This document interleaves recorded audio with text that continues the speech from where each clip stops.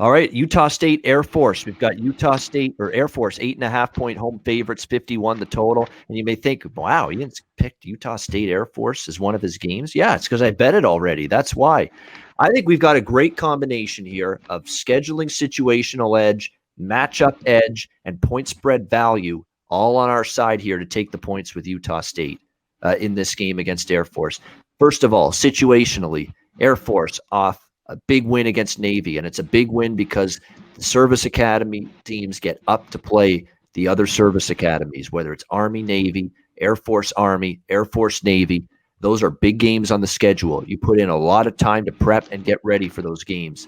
And Air Force gets the win, of course, last week against Navy, 23-3. Very impressive. It's, I think, a challenge now to come back and play again the very next week, situationally, matchup-wise. Service academy teams never have great pass defenses. Look at Army against Western Kentucky last weekend. You face teams that can throw the football, you're going to struggle a bit with these teams. And I think that secondary for Air Force is going to have their hands full here with Utah State. And Utah State's one of those teams where you look at their first two games, and how they've played. They upset Washington State as 17-point road underdogs, 26-23. They beat up a solid North Dakota team out of the FCS. They're actually a solid team. They were only 6.5-point favorites in that game. Well, Utah State beat them 48-24 and did anything they want offensively. I can't express enough how much of a coaching upgrade this is, going from Gary Anderson, which was a horrible hire, bringing in Blake Anderson from Arkansas State. He did a great job there. He brings the quarterback he had there, Lane Hatcher, with him here, or Logan Bonner, I should say, the quarterback with him here to this Utah State team to run the offense. And he's been magnificent because he knows his coach, Blake Anderson. He knows Blake Anderson. He knows this offense. He knows this quarterback, Logan Bonner. And it's been seamless. So you think first-year coach, new program, there's going to be a growing pains. There's going to be, some struggles early on. It hasn't happened. 2-0 straight up, 2-0 against the spread. They've beaten the point spread ATS margin by 37.5 points in those first two wins combined. They're an underrated team. And again, when you go from a miserable, lousy head coach to a really good one, because all Blake Anderson did at Arkansas State was have that team as one of the best teams in the Sun Belt year in and year out when he was there. Betting markets are slow on Utah State, and now is the time to bet on them before the betting markets catch up and adjust to just how much better I think this Utah State team is right now. So I'm on Utah State as the road dog here, grabbing the points against Air Force. Conor, Mac, what do you think of this one? Yeah, I don't have a bet on this one early, but Utah State is, kind of shocked everyone how well they played early. You talked about it all. Logan Bonner has been really good for them. Air Force, that big game against Navy, I thought they'd handle it. Game went under, like we talked about, and they cover the 6 pretty easily. I think this one's interesting. Air Force has handled them easily the last couple years, 3 years. But like you talked about, this is a different Utah State team. Can they go on the road here?